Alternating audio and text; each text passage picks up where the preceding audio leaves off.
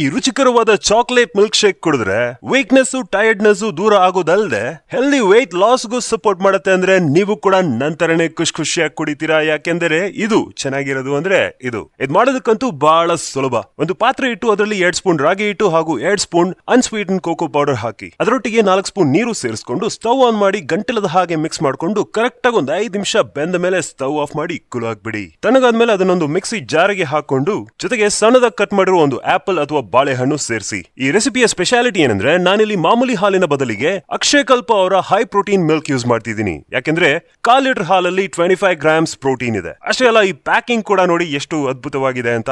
ಇದರ best part ಏನಂದ್ರೆ ಇದು ಬಾಯ್ಲ್ ಮಾಡೋ ಅವಶ್ಯಕತೆ ಇಲ್ಲ, ಹಾಗೆ ಸರ್ವ್ ಮಾಡಬಹುದು. ಕೊನೆಗೆ ನಾನಲ್ಲಿ ಅಕ್ಷಯಕಲ್ಪ ಅವರ ರಾ ಹನಿ ಯೂಸ್ ಮಾಡ್ತಿದ್ದೀನಿ. 1 ಸ್ಪೂನ್ ಸಾಕಾಗುತ್ತೆ, ಬೇಕಿದ್ರೆ 2 ಹಾಕೊಳ್ಳಿ. ಮುಂದಕ್ಕೆ ಏನ್ ಮಾಡ್ಬೇಕು ಅಂತ ಗೊತ್ತಲ್ಲ, ಲಿಡ್ ಕ್ಲೋಸ್ ಮಾಡ್ಕೊಂಡು ಚೆನ್ನಾಗಿ ಗ್ರೈಂಡ್ ಮಾಡ್ಕೊಳ್ಳಿ ಅಷ್ಟೇ. ಈ ಒಂದು ಮಿಲ್ಕ್ ಶೇಕ್ ನೀವು ನಾಷ್ಟಕ್ಕೆ ಅಥವಾ ಡಿನ್ನರ್ ಗೆ ಯೂಸ್ ಮಾಡಬಹುದು. ಟೈಮ್ ಇಲ್ಲ ಅಂತ ಹೇಳೋರು ಅಥವಾ weight ಮ್ಯಾನೇಜ್ಮೆಂಟ್ ಇಲ್ಲ weight ಲಾಸ್ ಮಾಡಬೇಕು ಅಂತ ಇರೋರು ಇದನ್ನ ಖಂಡಿತ ಟ್ರೈ ಮಾಡಿ. Thank you.